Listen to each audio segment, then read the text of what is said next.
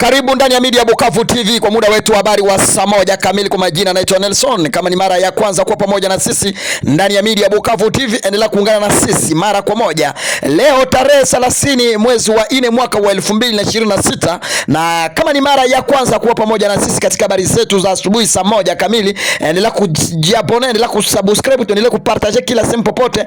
Eka comment yako tayari tueleze huko sehemu gani. Mashabiki zangu, mbele ya kuzungumza mengi, naomba samahani kidogo.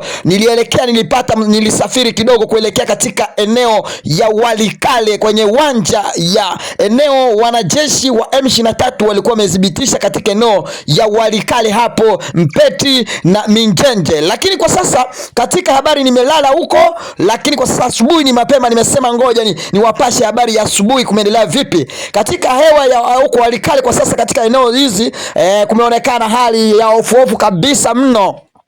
Upande wa Minjenje na upande wa Mpeti kunaonekana hewa sio nzuri, kwa sababu wanajeshi wa M23 wanaendelea kutokea katika eneo ya Bukununu, kutoka eneo ya Kanune na katika sehemu kutoka ulayani Lubero. Mara moja tumepata ama taarifa kuonesha kama kuna wanajeshi wa wahasi M23 wanapanda kabisa katika barabara namba 3 la kuelekea katika ndani ya teritwari ya hapa Walikale. Kwa sasa katika habari zangu ndio kama leo nasema siwezi kurekodi kwa sababu mahali tuko sio mahali kuna hewa mbaya zaidi, kwa sababu unajua hauwezi kuweka kamera hapo peana habari, kwa sababu ni mahali kwa sasa nimejificha, kuna hewa sio nzuri. Na kwa sasa mashabiki zangu, mbele tuzungumze yote na kuuliza tayari unanisikiliza kutokea eneo gani, ama ni shabiki wa Media Bukavu tangu lini? Na kwa sasa katika habari zetu za asubuhi leo nakuja kuwapeleka mara moja, niliwaambia niko sehemu ya hapa Walikale katika kijiji cha Kanune ndani ya eneo ya Ikobo, kumbuka wanajeshi wa M23 kutokea katika eneo inaitwa Lumiriki, ndani ya eneo ya Lumiriki. Wanajeshi wa M23 katika ndani ya mji wa Walikale katika sehemu tofauti ndani ya vijiji Kanune na Kikobo. Wanajeshi wa M23 wako katika sehemu mara moja ya eneo inaitwa Lumiriki, na hizi ni eneo tayari wanajeshi wa M23 wameendelea kubitisha katika ndani ya eneo ya Walikale. Mara moja katika eneo ya Walikale, serikali ya Jamhuri ya Demokrasia ya Kongo kwa sasa wanaendelea kuweka ulinzi muno zaidi, kwa sababu wanajeshi wa M23 wakiwa katika eneo ya Lumiriki tayari wanakuwa wanaangalia katika ndani ya kijiji ya Kanune na kuelekea ndani ulayani, ndani ya territoire, ndani ya sektere Ikobo. Mara moja hili ni habari na wapeshia katika eneo ya hapa Walikale. Lakini katika habari zingine, mara moja huko kutokea ndani wanajeshi wa M23 wakivamia kambi la serikali la FRDC, wanakuwa wakitokea katika eneo inaitwa Lumiriki, na wakisha kutoka katika eneo ya Lumiriki mara moja wanapanda juu huko ndani ulayani, mara moja hapo ulayani huko sehemu za Bukununu. Na katika habari zangu zingine nimepata katika eneo ya hapa Lubero, kwa sababu kumbuka Lubero na Walikale yani ni kama sekta moja. Katika eneo ya Lubero nako katika eneo inaitwa Kisumburu, ndani ya eneo ya Kisumburu na sehemu ndani ya kijiji ya Kisumburu, na katika eneo ya Lubero kwa sasa mashambulizi upande la jeshi M23 wameingia katika kijiji cha Kisumburu, na mara asubuhi mapema katika ndani ya eneo ya Kipesi.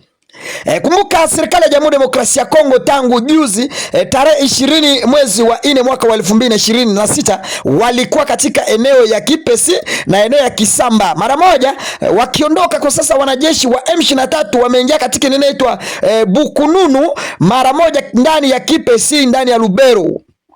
Na mara moja katika eneo hili, katika habari ziko hapo kwa sababu kumbuka niko katika eneo ya Kanune, hapa ndio niko ndani ulayani Walikale. Leo ndio nimetembelea huko kwa sasa, lakini katika hewa sio nzuri, nimekosa ni njia la kupita, lakini bado habari zangu ndakuja kuwapea. Kumbuka leo hii nikipata njia inabidi nirudi mara moja ndani ya Centreville ya Walikale. Kumbuka ndani state ama ndani ya media yetu Bukavu TV ni ndani ya Centreville ya Walikale mara moja, na ndani ya sehemu inaitwa Busia, ndani ya mji ndani ya kijiji cha Busia huko ulayani ndani ya teritwari ya Lubero nako tena kumeshambuliwa mara moja katika sehemu inaitwa Katondi, na mara moja hapa, kumbuka wanajeshi wa M23 walikuwa wameondoka, lakini bado kulikuwa kumebaki wale wachache. Kumbuka kuna sehemu wanajeshi M23 hawajatoka ndani ya Lubero, na katika sehemu hizi utaendelea kunisikiliza mara kwa moja ndani ya huko. Sasa sehemu ya Mpeti,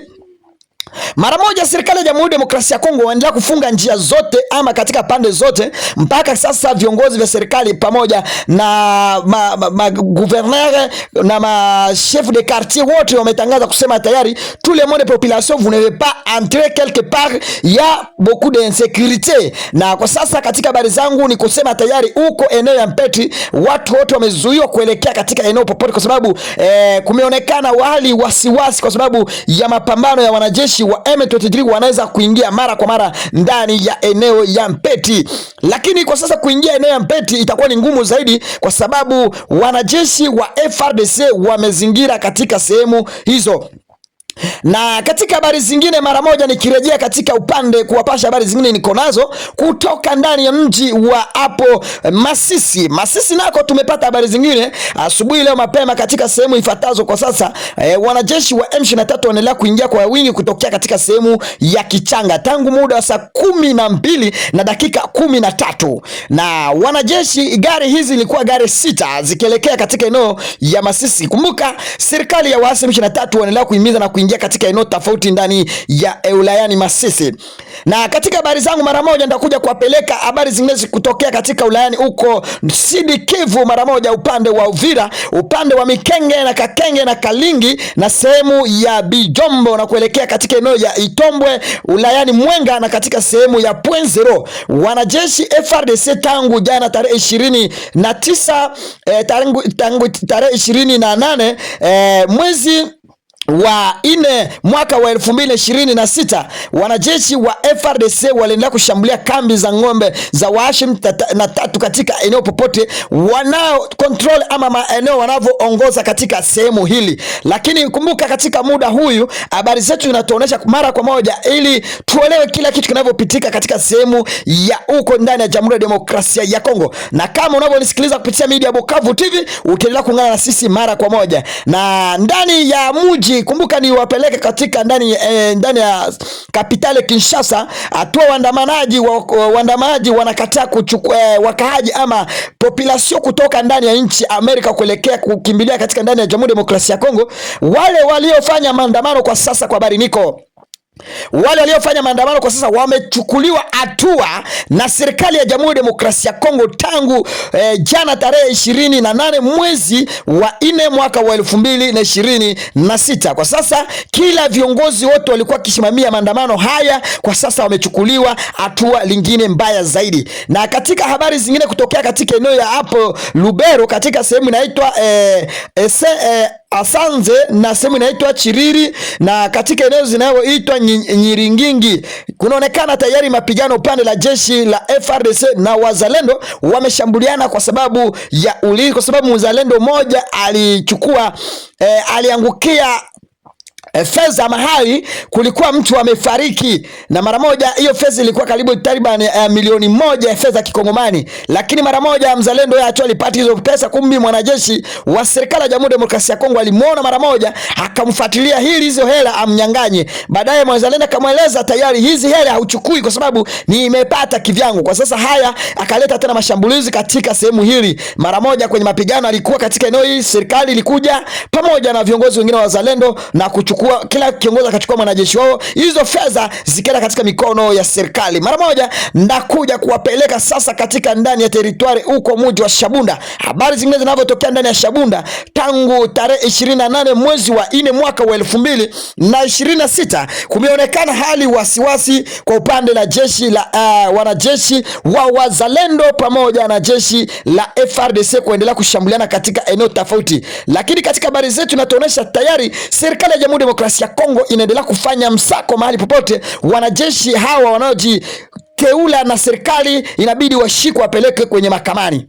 Na ukiwa unatufuatilia kupitia Media Bukavu TV, ndakuja kuwapasha habari zangu. Kumbuka nikiwa ndani ya Centreville ya Walikale mchana, kwa sababu nikitoka hapa ndani ya eneo niko Kanune mara moja, nikiwa ndani ya mji wa Walikale mara moja saa 5 ndaingia mji wa Walikale saa 5 kamili, ili nikuja kuwapasha habari zetu mara moja. Niko ndani ya mji, kwa sababu ukiwa ndani ya vijiji kunaendelea kuonekana hali mbaya zaidi. Ndugu zangu, kama unavyonisikiliza kupitia Media Bukavu TV, elewa tayari wale watu wanaishi ndani ya porini hawa wanapitia mambo mengi zaidi, kwa sababu mimi mwenyewe mahali nimelala ni mahali kunoma zaidi, kwa sababu nimelala fasi pibaya, nimepigwa na baridi. Lakini tushukuru Mwenyezi Mungu, wale wanaishi kati ya mji mahali hakuna vita, na kuna wale wanateseka katika nje. Ndio maana nawaambia kila mara siku hizi nachukua hatua kuingia katika sehemu za vijiji, kwenda naangalia watu wengine wanaishi maisha gani. Na kama unavyonisikiliza kupitia Media Bukavu TV, na kuomba tafadhali mahali popote upo, endelea kusubscribe,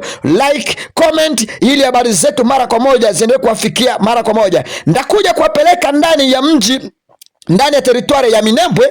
Hatua mashambulizi yameendelea kusonga zaidi upande la serikali kuendelea kushambulia ngombe za waasi katika eneo ya uko Minembwe. Hatua maporte parole wa wanajeshi Twirwaneho wameanza kuzungumza kusema tayari serikali ya Jamhuri ya Demokrasia ya Kongo ina viole cessez-le-feu. Kwa nini hao wanaendelea kuwashambulia? Hatua hao wamerespecte ile cessez-le-feu. Kwa sasa haya imeendelea kuleta machungu zaidi, lakini mara moja katika habari zingine hatua viongozi ndani wa hii mji wa uko Uvira, mara moja viongozi ya magavana katika mji wa Uvira kwa sasa wanaendelea kufanya propaganda ya kuondoa gouverneur Jean-Jacques Purisi katika ndani ya mji wa Uvira, kwa sababu wengi wanasema tayari anafanya kazi na wanajeshi wa M23. Lakini kumbuka serikali ya Jamhuri ya Demokrasia ya Kongo, wamoja kati yao wana unafiki, na wale wanaofanya kazi hili, tafadhali kumbuka hata hao magavana pangilia kuondoa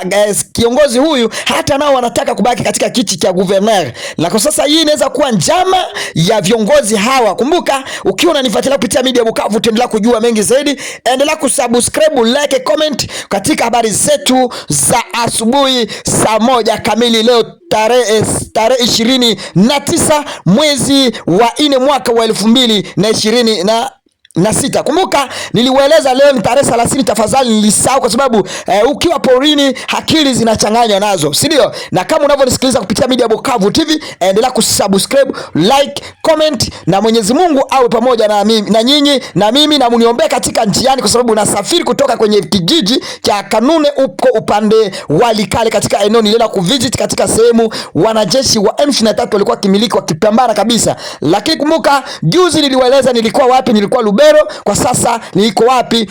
Hapa Walikale, katika vijiji, ndani ya vijiji naishi Walikale. Lakini kumbuka nilienda katika eneo zenye mapigano zinazoea kuwa mara kwa mara, na kwa sasa hapa nimepitia mengi zaidi na kuelewa kile kitu ninavyoona kwa sasa. Na katika habari zangu mara moja tuje kupatana kwa habari zetu za mchana muda wa saa 5 na dakika 30 kupitia Media Bukavu TV. Endelea kusubscribe, like, na Mwenyezi Mungu awe pamoja nanyi. Bye bye, bye bye.